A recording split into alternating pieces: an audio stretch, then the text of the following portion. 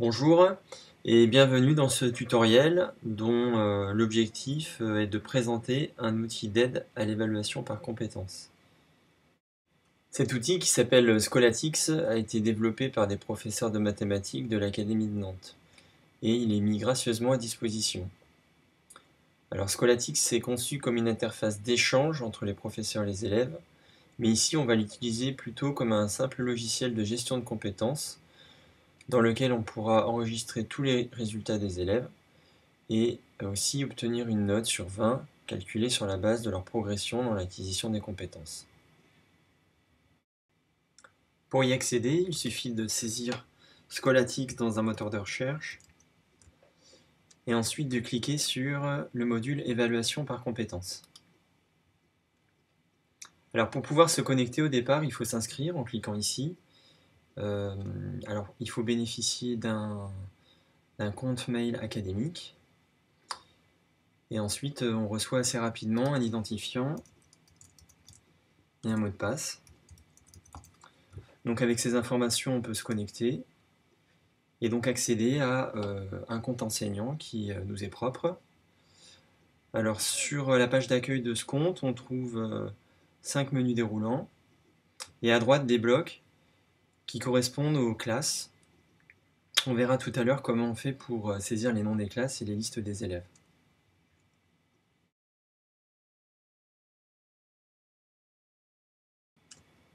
Pour prendre un exemple, on va utiliser la copie de Marion, qui est une élève de 5e B, et qui vient de rendre son contrôle de physique-chimie le 20 février.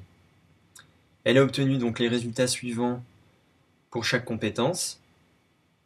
I qui signifie insuffisant lorsque la compétence n'est pas acquise, P pour passable lorsqu'elle est en cours d'acquisition, B pour bien lorsqu'elle est acquise et E pour excellent lorsqu'elle est parfaitement acquise. Pour saisir les résultats de Marion dans Scholatix, on commence par créer une évaluation en 5e B en cliquant ici sur cette icône en forme de plus. Donc là, il faut donner un nom au devoir, par exemple interrogation de chimie numéro 2. On indique la date du devoir et on sélectionne les compétences qui ont été évaluées lors du devoir, parmi une liste qu'on a préalablement saisie.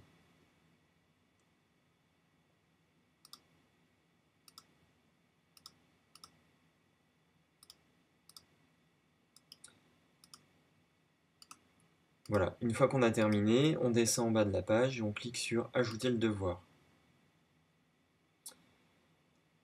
Ensuite, ici, on peut visualiser donc toutes les évaluations qui ont été réalisées par les 5B depuis le début de l'année.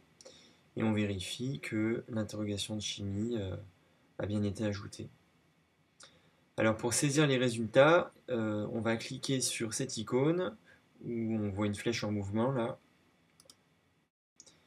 Ensuite, je vais cocher la case pilotage au clavier ici pour pouvoir utiliser les raccourcis clavier. Alors, les raccourcis clavier en fait sont précisés ici. La touche Q correspond à expert, W pour acquis, X pour en cours, C pour non acquis. Donc je prends la copie de Marion et vous allez voir qu'avec les raccourcis clavier, on peut saisir les résultats très rapidement.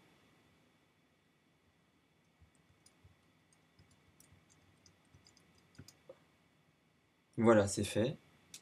Donc je pourrais faire la même chose pour tous les autres élèves de la classe. Et une fois terminé, en bas de page, je clique sur Enregistrer.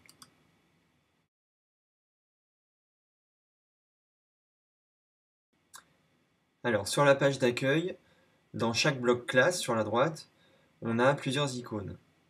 Si on clique sur le premier icône, celui qui a une forme de loupe là sur fond bleu, on accède à des notes qui sont calculées par Scholatix pour chaque élève. Alors en réalité, ce ne sont pas vraiment des notes, ce sont plutôt des moyennes trimestrielles qui correspondent au nombre de compétences acquises par l'élève divisé par le nombre total de compétences évaluées au cours du trimestre. Si jamais des compétences sont en cours d'acquisition, elles sont prises en compte par Scholatix uniquement pour moitié. Et donc comme ça, on peut indiquer après chaque évaluation sur la copie de l'élève, non pas sa note au devoir, mais sa moyenne trimestrielle au moment où on lui rend le devoir. Ça lui permet d'avoir un repère dans sa progression.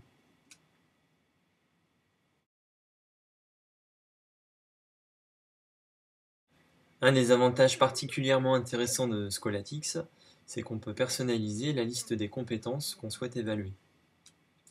Alors pour créer, consulter ou modifier cette liste, on utilise le menu déroulant qui est ici, item.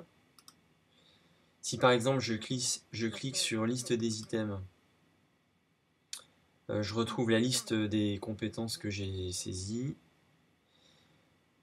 Elles sont classées par niveau, 6e, 5e, 4e, 3e, et on peut aussi définir des thèmes. Alors, pour ma part, j'ai défini 2 thèmes. Les compétences transversales, qui pourraient être évaluées dans d'autres matières, et les compétences spécifiques, qui sont propres à la physique-chimie. Alors, par exemple, si je clique sur ajouter un nouvel item, je vais donc devoir choisir le niveau, par exemple 6e, le thème, on va dire compétences transversales, et donc là je note l'intitulé, donc par exemple effectuer une mesure.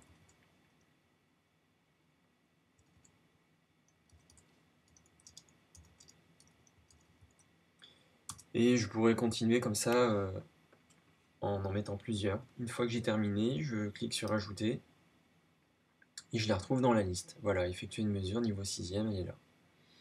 Alors face à l'intitulé, on trouve plusieurs icônes. Le premier permet d'attribuer un coefficient. Par défaut, il est égal à 1. On peut même ajouter un document d'entraînement dans le cas où on donne les moyens aux élèves d'accéder à Scholatix. On peut modifier l'item ici et le supprimer.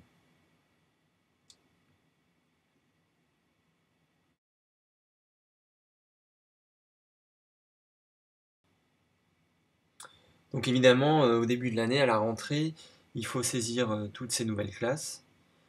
Donc pour ça, sur le menu d'accueil, on clique sur l'onglet Gestion des classes, Enlever, Ajouter une classe. Alors là, il y a déjà des classes de saisie. Je vais créer une classe, juste pour montrer comment on fait. Donc je clique sur La classe n'existe pas. Je sélectionne le niveau. Je lui donne un nom. Et ici, dans l'encadrement, il me reste à coller la liste des élèves que j'ai récupérés, par exemple, au secrétariat du collège. Voilà. Une fois que j'ai la liste des élèves, je clique sur Créer. Et voilà, la 5e G maintenant apparaît sur la page, ici. Et un bloc normalement a dû être créé, voilà, il est là, c'est le bloc 5e G. Je vais donc pouvoir créer des évaluations pour la 5e G et consulter les résultats des élèves de la 5e G. Voilà, c'est terminé. Alors évidemment, il existe beaucoup d'autres fonctionnalités dans Scholatix que je n'ai pas présentées, mais que je vous encourage à découvrir par vous-même. J'espère que ce premier aperçu vous aura donné envie d'utiliser. Et pour finir, j'ai envie de dire que évaluer par compétences, ça peut paraître délicat à gérer au départ, mais que finalement, avec un outil comme celui-ci, tout devient plus facile pour le professeur et surtout beaucoup plus profitable pour les élèves.